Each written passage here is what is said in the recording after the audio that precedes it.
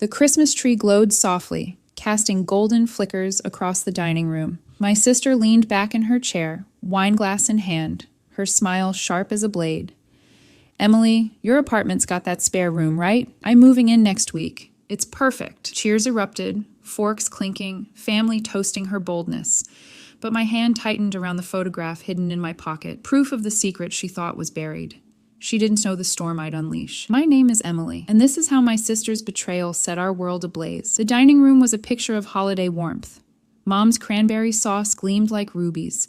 The turkey steamed under Dad's careful carving, and the air smelled of cinnamon and pine. Laughter bounced off the walls, wrapping us in that fleeting Christmas magic where everything feels possible. My family, aunts, uncles, cousins, filled the table, their voices a comforting hum. But beneath my smile, I was a coiled spring, ready to snap.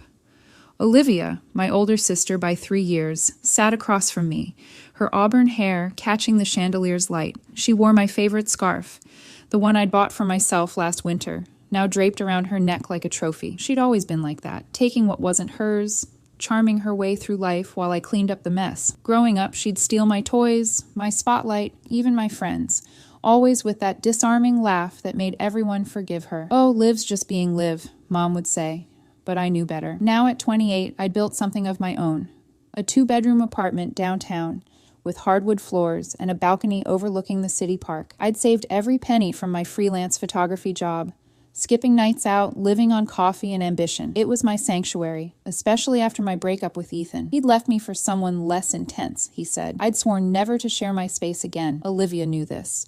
She'd been there when Ethan walked out, holding me as I cried, promising to help me rebuild. "You're better off, Em," she'd said, her voice soft. I trusted her. I shouldn't have. 6 months ago, she'd shown up at my door, suitcase in hand. "Just a few weeks, Em." My lease fell through. I let her in, gave her the guest room, bought her groceries, even lent her money for emergencies. She promised to pay me back. She didn't. Then came the night that changed everything. I'd come home early from a shoot, the apartment dark, except for a faint glow from my bedroom. Music played, my playlist. I pushed the door open and froze. Olivia and Ethan, tangled in my sheets, laughing like they'd planned the perfect heist. "Emily," Olivia gasped, clutching the blanket. "This isn't—" "Get out," I whispered, my voice shaking. Ethan smirked, pulling on his shirt. "Relax, Em. It's just fun.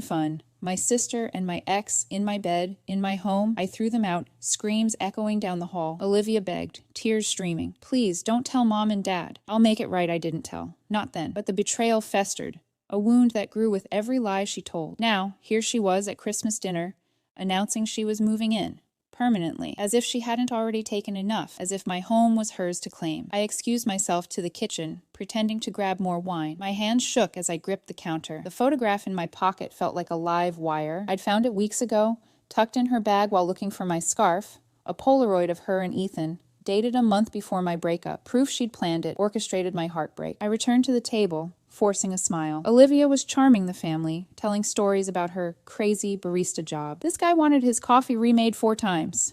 Everyone laughed. I slid the wine bottle across, our eyes meeting for a split second. Hers sparkled with victory. Mine burned with intent. Dessert came. Pumpkin pie, warm and rich. I planted the first seed. "So, Liv, what's the plan for your new place? After, everything." She waved it off. "Oh, I'll figure it out. Your place is so big, Em. Plenty of room for both of us." Mom beamed. "Sisters together? Just like when you were little," I nodded, the pie bitter on my tongue. The night wore on. Gifts exchanged under the tree. I gave Olivia a journal, blank and pointed. She gave me a cheap mug, probably from a thrift store. Family left, hugs lingering. Finally, it was just us 4. Mom, Dad, Olivia, me. Dad yawned. "You girls okay getting home?" Olivia grinned. "Actually, Dad, can I stay at Emily's tonight? Save the trip." My pulse spiked. "Now? Already?" "Sure," I said, voice steady. "Let's go." Mom hugged us. "Drive safe, my girls." In the car, Olivia chattered about decorating our apartment. I gripped the wheel, snow crunching under tires.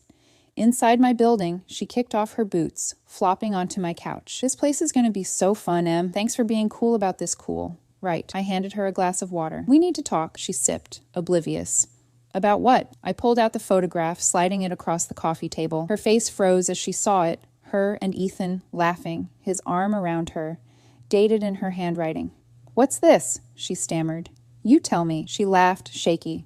"Just a photo. Old news." "Old news?" I stepped closer. "You planned it, Liv. You and Ethan. Before he left me, her eyes widened. No, don't lie. My voice was steel. You've taken enough. Not my home. She stood, backing away. You can't kick me out. I have nowhere to go. Then you shouldn't have crossed me. Silence stretched, heavy and sharp. She stared, fear flickering in her eyes. For the first time, I held the power. She stormed to the guest room, door slamming. I sat, the Christmas lights mocking me with their cheer. This was just the start. Tomorrow, phase 2. The night dragged, her muffled sobs seeping through the walls. I didn't sleep. I planned. Morning light filtered through the curtains, snow dusting the balcony outside.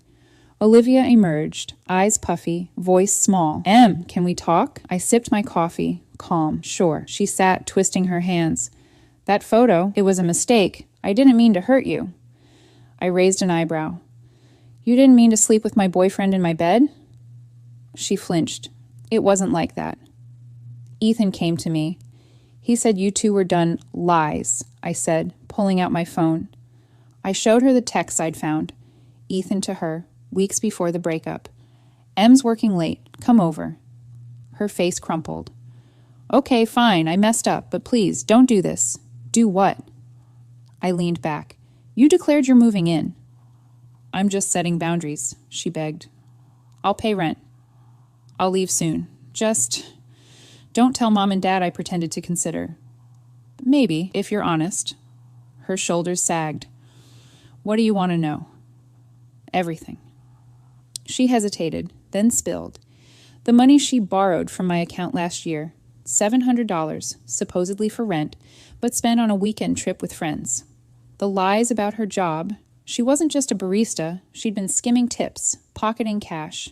And Ethan? She'd pursued him, jealous of what I had. Why? I asked, voice low. She looked away. You always had it together. The apartment, the career. I felt less. I almost laughed. Less? She'd always been the star, the one everyone loved. But I saw it now. Her charm was a mask for insecurity. Get out by the end of the month, I said. She nodded, tears falling. Okay, but I wasn't done. The photograph was just the start. I'd been digging deeper, thanks to a friend at her cafe.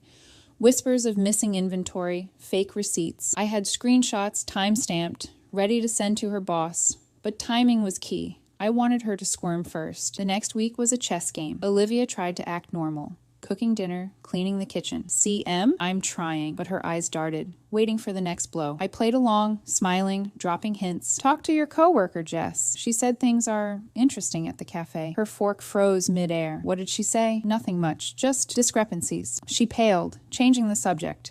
I called Mom, setting the stage. Can we come over this weekend? Olivia has something to tell you. Mom's voice was worried. Everything okay? It will be. Saturday, we drove to our parents' house, the snow now slushy and gray. Olivia was silent, clutching her bag like a lifeline. At the dinner table, I nudged her. Go on. She took a breath, tears welling. Mom, Dad, I messed up.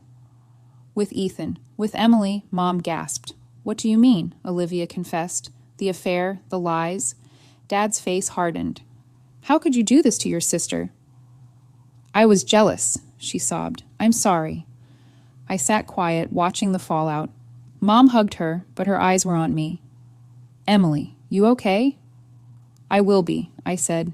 Back at the apartment, Olivia was subdued. You happy now? Not yet, I replied. There's more. Her eyes widened. What else? I didn't answer. Let her wonder. The next day, I found her diary while cleaning. Entries about resenting me since we were kids, stealing my toys, spreading rumors to feel powerful. One line burned. Emily's life looks perfect. I want it. I left it open on her bed. She came home, saw it, and froze. You read my diary? You left it out. That's private. So is my life. She stormed out, returning late, reeking of wine. You're cruel, Em. No, you were. The tension grew.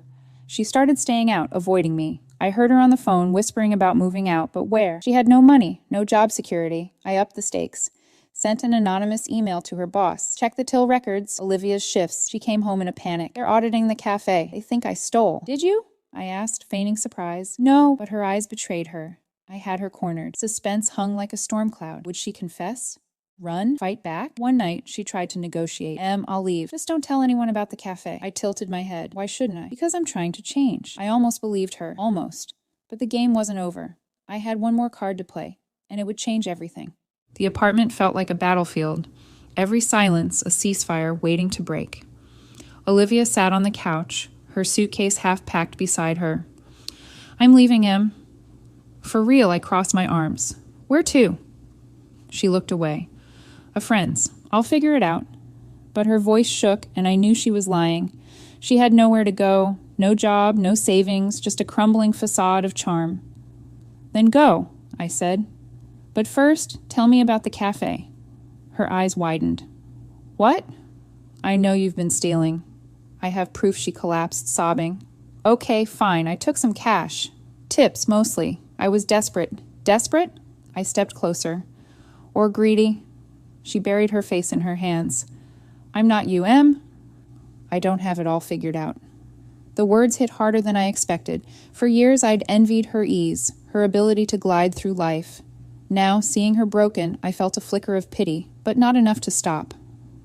Confess to your boss, I said, or I will. She nodded, defeated. I will. The next day, she went to the cafe, head bowed.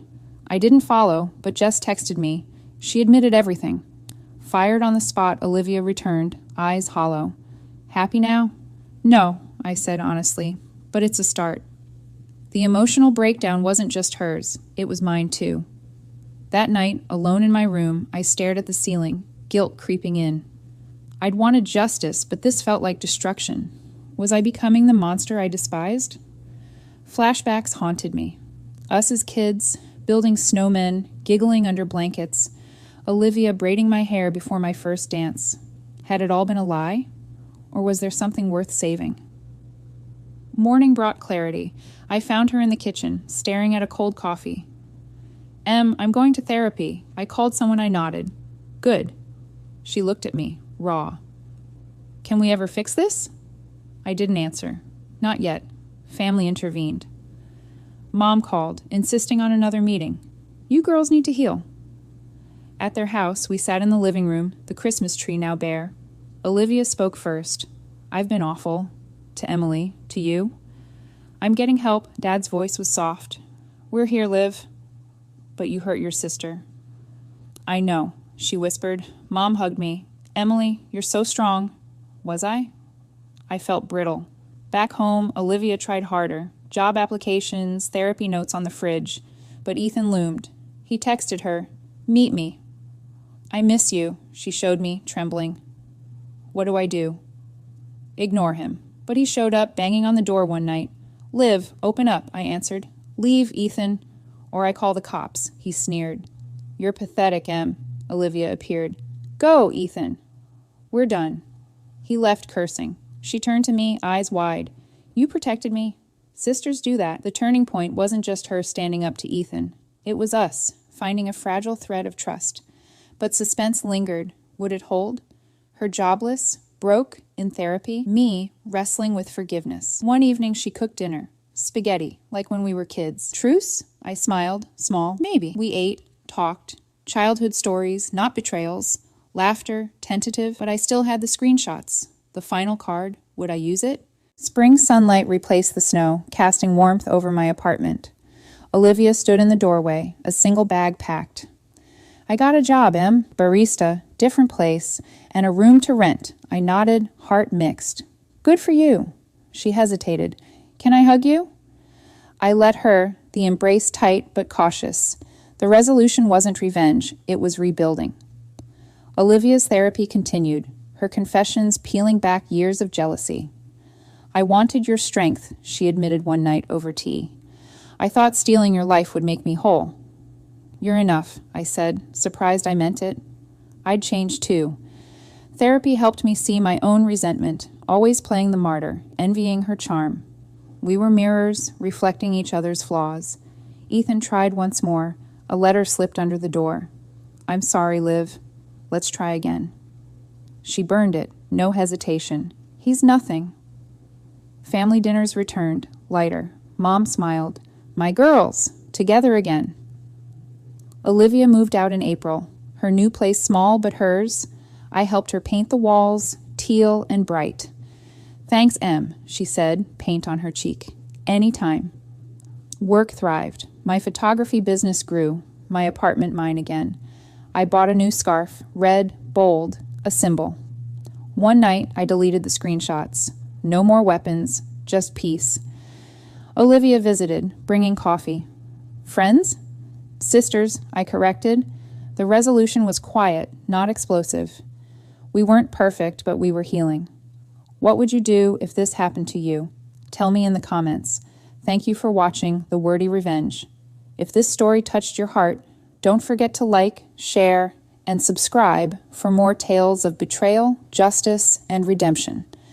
Until next time, stay strong and never stop believing in your truth.